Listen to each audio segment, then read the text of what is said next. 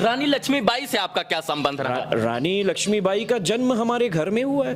बाजीराव पेशवा के 14वें वंशज के रूप में आपको जाना जाता है, जिसमें से 636 लड़ाइयां हम लोगों ने जीती हैं। ये टोपी का क्या ख्याति है और क्या इतिहास है? पेशवे वंशज के आप 14वें वंश हैं। 696 लड़ाइयां पेशवे घरानों के नाम पे हैं 114 साल के इतिहास में। पेशवाओं ने जब आगरा जीता तो ताजमहल में हम लोगों ने गाय और घोड़े बंधवा दिए थे। आपका एकाध किला उला नहीं है? किले तो हमारे झांसी से लेके हमारे सर की फटी टोपियों पे तंज ना कर हमारे ताज अजायब घरों में रखे हैं। अगले 90 साल जब तक भारत स्वतंत्र नहीं हो गया तब तक अंग्रेजों की कैद में ही रहे। रानी लक्ष्मीबाई हमारी बुआ मतलब हमारी बहन लगी। चाटुकारिता करने वालों की कभी नाम नहीं लिया जाता, हम तो इतिहास में अमर हो चुके हैं। पेशवे समाज के पेशवे वंशज के एक ऐसे धरोहर है जिनको जानना और समझना आपको चाहिए। पेशवा समाज का आपने नाम सुना होगा, पेशवा वंशज का नाम सुना होगा। बाजीराव पेशवे के बारे में जानते होंगे आप। बाजीराव पेशवे के पौत्र इस वक्त प्रभाकर पेशवे जी हमारे साथ हैं, उनकी धर्म पत्नी है और इनसे इनके इतिहास के बारे में जानेंगे, क्योंकि इनका जो वंशज था वो मुगलों से लड़ते लड़ते जो है तमाम इतिहास बनाया और आज ऐतिहासिक धरती पटना में इस वक्त हमारे साथ ये मौजूद हैं। बाजीराव पेशवा के 14वें वंशज के रूप में आपको जाना जाता है। आपका नाम जो है प्रभाकर पेशवा हुआ। प्रभाकर पेशवा जी, सबसे पहले आपका स्वागत है पटना में और बहुत बहुत शुभकामना आपको कि आज हमारे चैनल पर और हमारे साथ आप जुड़े हुए हैं। समस्त मगध के लोगों को, पटना के लोगों को पेशवे परंपरा की ओर से हर हर महादेव। टोपी जब हम देखेंगे तो हमको तात्या टोपे, इसके बाद रानी लक्ष्मीबाई, जो है बाजीराव पेशवा, बाजीराव मस्तानी, तमाम लोगों की याद आ जाती है। ये टोपी का क्या ख्याति है और क्या इतिहास है? हम लोग काली मंदिर के पुजारी हुआ करते थे जी, तो इसको शिखा बंद कहते हैं जी। जो सर के पीछे शिखा होती है, शिखा में फेंटा लगा के ये फेंटे लगाए जाते हैं और जो सरदार जितने युद्ध जीतता है उस युद्ध के हिसाब से उस फेंटे में आपके मोतियों की माला लगती जाती है। जितना ताकतवर सरदार, जितना शक्तिशाली सरदार, उतने अच्छे उसके फेंटे और उतने ही मोतियों की माला। ज्यादातर ये मोतियों की माला हम लोग कभी खरीद के नहीं पहनते थे। मुगलों, अंग्रेजों, कज्जाकों, उज्बेकों और ये जो तमाम लुटेरे इस देश में थे उन्हीं को हरा के उनके खजानों से हम लोग ये मोतियों की माला पिरोते थे। पहले मुगलों से लड़ा, फिर अंग्रेजों से लड़ाई लड़ी और आज जो है बुरे लोगों से लड़ाई लड़कर ये जो टोपी है इसके मान और सम्मान आप बढ़ा रहे हैं। शिखाबंद और पेशवे, ये बात आप समझिए, इस हिंदुस्तान में केवल पेशवे परंपरा के लोग ही एकमात्र वो व्यक्ति हैं, वंश हैं, जिन्होंने मुगलों ही नहीं अंग्रेजों के भी दांत खट्टे किए हैं। पेशवे वंशज के आप 14वें वंश हैं, यानी बाजीराव पेशवा, इसके बाद तमाम, थोड़ा और अपने बारे में गहराई से बताएं। ये वंश शिवाजी के द्वारा पेशवे परंपरा स्थापित की जाती है, जिसको गमानी कावा कहते हैं। युद्ध को वहां लड़ना जहां पे दुश्मन को ये संदेशा भी ना हो कि यहाँ युद्ध लड़ा जा सकता है। तो इस हिसाब से दो तरीके बनाए गए। राजा अपने किले में बैठेगा और उसकी जगह उसका वजीर यानी पेशवा युद्ध भूमि पे लड़ेगा। हम लोग काली मंदिर के पुजारी थे। शिवाजी राजे ने हम लोगों को आदेश दिया कि आप लड़िए और ये भगवान परशुराम का आशीर्वाद था हमारे ऊपर कि हम लोगों ने लड़ाई ही नहीं लड़ी बल्कि दुश्मनों को खत्म भी किया। 696 लड़ाइयां पेशवे घरानों के नाम पे हैं 114 साल के इतिहास में, जिसमें से 636 लड़ाइयां हम लोगों ने जीती हैं। 91% से भी ज्यादा का विक्ट्री रिकॉर्ड हम लोगों के नाम पे है। ऐसा कोई वंश नहीं है जिसके पास इतनी ज्यादा सफलता हो। अच्छा, पेशवे परंपरा बालाजी बाजी भट्ट से शुरू होती है। उनके बेटे हुए बाजीराव पेशवा, जिन्होंने 42 लड़ाइयां लड़ी और कोई भी लड़ाई नहीं हारी। उसके बाद उनके 3 बड़े दमदार बेटे होते हैं। राघोबा पेशवे, जिन्हें उत्तर का सरताज कहा जाता है, जिन्होंने अटक कटक से लेके पाकिस्तान, अफगानिस्तान के अंदर तक हिंदू सेनाओं को जीत दिलाई है। इसके बाद माधवराव से होते हुए कई पेशवे आते हैं और हमारी जो शाखा है ये चित्रकूट शाखा कहलाती है। अमृतराव के 2 बेटे हुए। अमृतराव के बेटे हुए विनायक राव के दो बेटे हुए नारायण राव और माधव राव। नारायण राव को चित्रकूट की अमालदारी मिली और 1857 में नारायण राव ने पूरा चित्रकूट परगना विंध्य का इलाका जीत लिया और यही वो इलाका था जहां से 1857 की बुंदेलखंड की क्रांति शुरू होती है। 1859 में आपके आरा से, जगदीशपुर से बाबू कुंवर सिंह हमारे ही घर में आते हैं। हमारे ढबौरा की अमलदार हैं रणजीत राय दीक्षित जी, उनको बचाते हुए वो वहां शहीद होते हैं और यहीं पे बाबू कुंवर सिंह को गोली लगती है और वो गोली का घाव जो है इतना गमनीन हो जाता है कि उनको फिर गंगा के किनारे अपने हाथ काटना पड़ता है। 27 दिसंबर 1858 को surrender document Narayan Rao Peshwe sign करते हैं और यहीं से 1857 की जो क्रांति है वो खत्म होती है। और उसके बाद हम लोग करीब अगले 90 साल, जब तक भारत स्वतंत्र नहीं हो गया तब तक अंग्रेजों की कैद में ही रहे और यही वो कारण है कि आम हिंदुस्तानी पेशवा परिवारों को जानता ही नहीं है, क्योंकि अंग्रेजों के सबसे खतरनाक दुश्मन रानी लक्ष्मीबाई, तात्या टोपे, हम पेशवे और हमारे लोग रहे हैं। रानी लक्ष्मीबाई से आपका क्या संबंध रहा? रानी लक्ष्मीबाई का जन्म हमारे घर में हुआ है। आपके घर में रानी लक्ष्मीबाई? बनारस की हमारी कोठी में रानी लक्ष्मीबाई का जन्म हुआ है और रानी लक्ष्मीबाई पेशवा परंपरा को, पेशवों को अपना भाई मानती थी और राखी भाई थे। रानी लक्ष्मीबाई हमारी बुआ, मतलब हमारी बहन लगी। और रानी लक्ष्मीबाई आपकी? रानी लक्ष्मीबाई हमारे पेशवे खानदानों की बहन है। रानी लक्ष्मीबाई की शादी हुई थी झांसी के घराने में। झांसी का घराना नेवालकर घराना है। झांसी को जीतने का काम बाजीराव पेशवा ने बंगश खान की जब मदद की थी तब किया था। तो महाराजा छत्रसाल ने जो बुंदेलखंड का इलाका हमें दिया था उसमें हम लोगों ने नेवालकरों को सरदार और सूबेदार बना के भेजा था।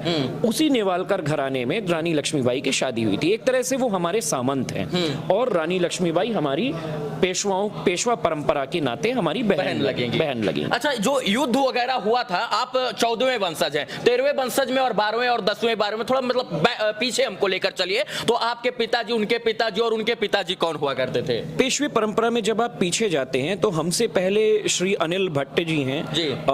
वो इस पेशवे परंपरा उत्तर पेशवे बोर्ड के अध्यक्ष हुआ करते थे, जिनका स्वर्गवास 2003 में हो गया। 2003 के बाद से 2019 तक ये गद्दी उत्तर पेशवाई की पूरी खाली रही, क्योंकि कोई भी पुरुष वंश अस्तित्व में नहीं था। हमारी उपनयन संस्कार होने के बाद विधिवत रूप से ये जो हमारे यहाँ कर्तव्य होते हैं इनको निभाने के बाद 2019 से ये गद्दी हमारे पास आई और तब से ये उत्तर पेशवे बोर्ड भारतीय जन चेतना में पेशवाओं के प्रचार प्रसार और उत्तर पेशवे सरदारों के लिए काम कर रहा है। जी। अच्छा, जो आखिरी युद्ध था वो कौन से वंशज ने लड़ा था? 6वें या 5वें? आपने भी युद्ध देखा? आप मतलब तलवार वलवार चलाना सीखे थे, ऐसा कुछ था? 11वें हमारे जो पूर्वज थे श्रीमन नारायण राव पेशवे, उन्होंने चित्रकूट में अंतिम युद्ध किया था, जो महान युद्ध था, जिसके बारे में लंदन गैजेटियर्स में वर्णित है। अंग्रेजों की रानी रोज लंदन गैजेटियर में इनसे पूछती थी कि क्या युद्ध चल रहा है। युद्ध खत्म होने के बाद नारायण राव पेशवे को करीब 1 वर्ष रीवा और उसके बाद 2 वर्ष हजारीबाग में आपके बिहार में ही कैद किया गया था। फिर 1860 में पटना के पास एक जगह है नारायणपुर, वहां पे उनकी शहादत होती है, मौत होती है, नेचुरल कारण से होती है। अंग्रेज उनको जहर देते हैं, क्या देते हैं ये तो अभी जानकारी नहीं है, लेकिन उन्हीं के नाम पे फिर नारायणपुर गांव एक आपके आरा में है, वो रख दिया जाता है। आपका एकाध किला उला नहीं है? किले तो हमारे झांसी से लेके लगभग सभी हैं। तो उसमें रहते नहीं आप उन किलों में? उन किलों में कुछ जगह आसपास की जमीनें हमारे पास हैं। झांसी है, बिठूर आप देखिए, अंग्रेजों ने तोप लगा के बिठूर को उड़ा दिया। उसका नक्शा है, भारत सरकार को चाहिए कि बिठूर को पूरा बनाए, अच्छे से प्रतिमार्जित करे। ये समस्त ब्रह्मर्षि वंश की नाक है, पेशवा नाक है। अब इनको आपको समर्थन करने पे, इनको बनाने पे दिक्कत होती है। वो अब सरकारें उसको बनाना नहीं चाहती। मतलब जो किले थे, जो जमीनें थे, वो सब भारत सरकार के अंदर है। भारत सरकार तो आपके पास बचा क्या? मतलब आप 14वें वंशज के रूप में हैं, पेशवा समाज के, देखते हैं तो पेशवा वंशज के 14वें वंशज के रूप में है, तो आपके पास बचा क्या है? हमारे पास बचा है भारत का मान, सम्मान, भारत की नाक। और जब हम कॉमनवेल्थ में किसी अंग्रेज से मिलते हैं या वो हमसे मिलते हैं तो उनको उनके इतिहास में हम जीवित हैं। चाटुकारिता करने वालों की कभी नाम नहीं लिया जाता, हम तो इतिहास में अमर हो चुके हैं। और रही बात जमीनों की, जायदादों की, तो भारत सरकार ने आज भी हमारे जमीन जायदाद जो हैं वो प्रिवेंशन ऑफ क्रिमिनल और मतलब दुश्मन एक्ट के तहत उनको काबिज कर रखा है, जो अंग्रेजों ने बनाए थे। आज भी अगर हम जिले से बाहर जाते हैं तो हमें कलेक्टर के पास परमिशन देनी पड़ती है कि हम बाहर जा रहे हैं। तो इस तरह के काले कानून आज भी चल रहे हैं जिनसे हम लोग ग्रसित हैं।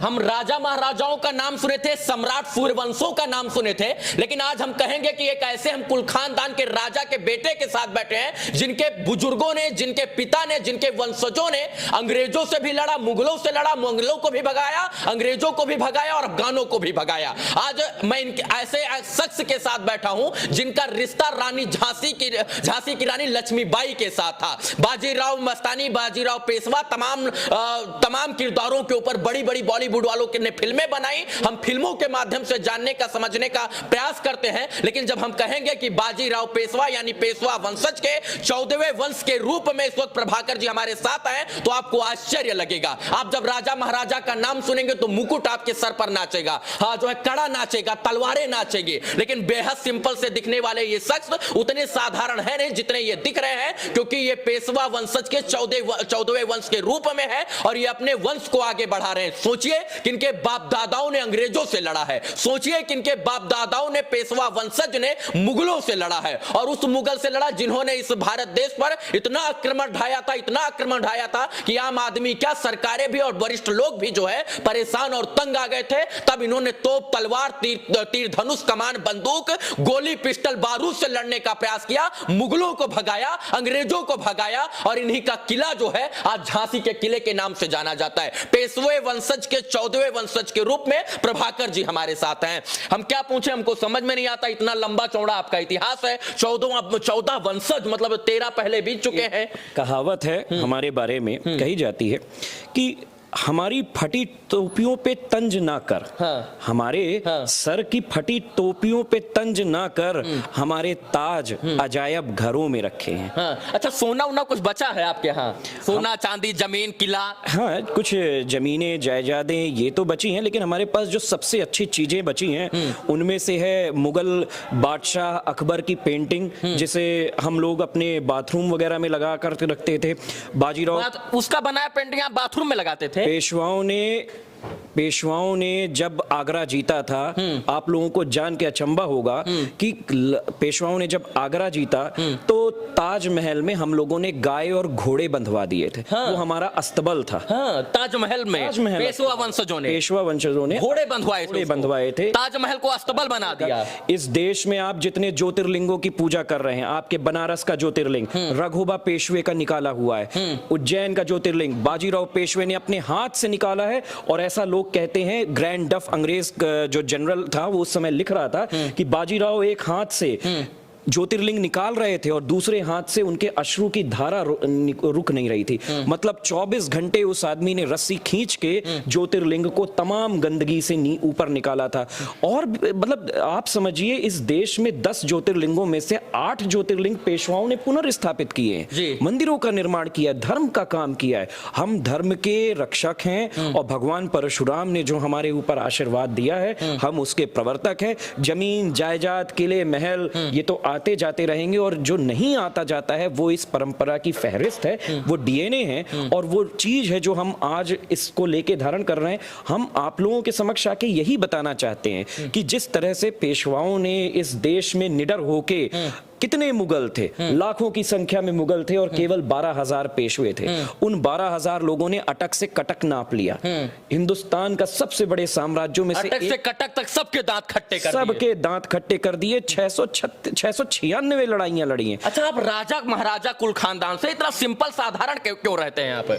क्योंकि हम इस देश के राजवंशी परिवारों से हैं, और इस देश का राजवंश जो असल मायने में राजवंश है वो हमें लंबी लंबी फलालेन की टोपी, रुपया और गरीबों के पैसे से चलने वाली चांदी या सोने की ट्रेनें नहीं सिखाता है कि अच्छा, किसी खानदान ने आपको ये नहीं बताया कि इस किला में इतना धन गाड़ा है, जाकर निकाल लीजिएगा, इस किले में इतना सोना गाड़ा हुआ है, मटके में रखा है, चांदी रखा है, सोना जेवर, ये सब किसी ने नहीं बताया? गड़ा बड़ा सोना होना कहीं है तो चलिए खुदाई उदाई किया जाए भाई। 1857 में जो सबसे बड़ी लूट हुई है वो हमारे चित्रकूट परिवार से हुई है। उस जमाने में 40 करोड़ की लूट हुई थी।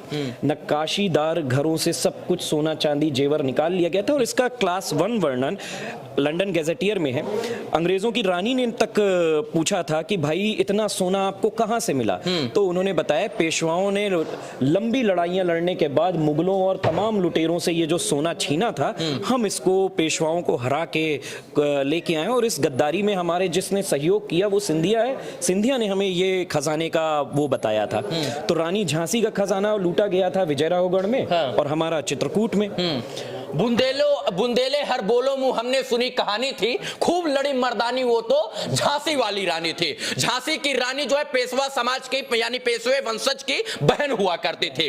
और समझिए कि इनका इतिहास इतना गहरा है कि अगर इनके इतिहास को खोदने लग जाइएगा तो आप इतिहास बन जाइएगा। मराठा इसके बाद जो है बुंदेलखंड, तमाम जगह चित्रकूट, तमाम धरती पर पेशवा समाज ने राज किया, पेशवे वंशज ने राज किया। पेशवे वंशज के 14वें वंशज के रूप में प्रभाकर पेशवे जी हमारे साथ मौजूद थे। इनसे हम तमाम बिंदुओं पर बात कर रहे थे कि आखिर मुगलों के दांत इनके परिवार ने कैसे खट्टे कर दिए। कहे कि पेशवे समाज के 14वें वंशज के रूप में है, तो जो 14 वंशज पूर्व थे यानी 13 वंशज पूर्व वो इनके परिवार के ही सदस्य थे। तो उन परिवार के लोगों ने कैसे मुगलों के, अंग्रेजों के, इसके बाद तमाम आक्रांताओं के, तमाम जो है आक्रमण क्रांताओं के कैसे दांत खट्टे कर दिए, इनसे जानने का प्रयास कर रहे थे। बाकी अगर हम बात करेंगे तो हो सकता है 2-3-4 दिन तो बीत ही जाएगा। 14 वंश और 14 दिन में तो हमको लगता है खत्म नहीं होगा। हालांकि ये बातें इतनी जानदार हैं कि अगर पेशवे वंश को पढ़ना शुरू कर दिया जाए तो आम हिंदू के अंदर ऐसी क्रांति की ज्वाला धधक जाएगी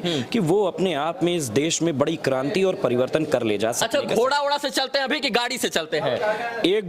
नहीं कर चलते तो अब कार और गाड़ियों से ही हैं। हाँ। जो जैसा व्यवस्था है उस तरह से चलते हैं। अच्छा, लेकिन ये बताइए, हाथी होती घोड़ा उड़ा भी कुछ पाल रखा है? ये 1990 के बाद लगभग जैसे जैसे समय बीतता गया ये सब चीजें लुप्त होती गई।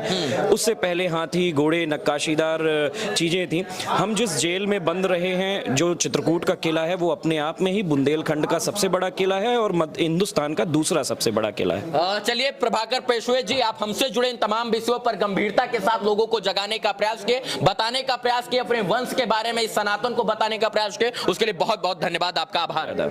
आप सबका भी आभार। जय हिंद, जय भारत। इस वीडियो को देखने के लिए तमाम दर्शकों का पुनः एक बार बहुत बहुत आभार, शुक्रिया, शुभकामना मित्रों, धन्यवाद।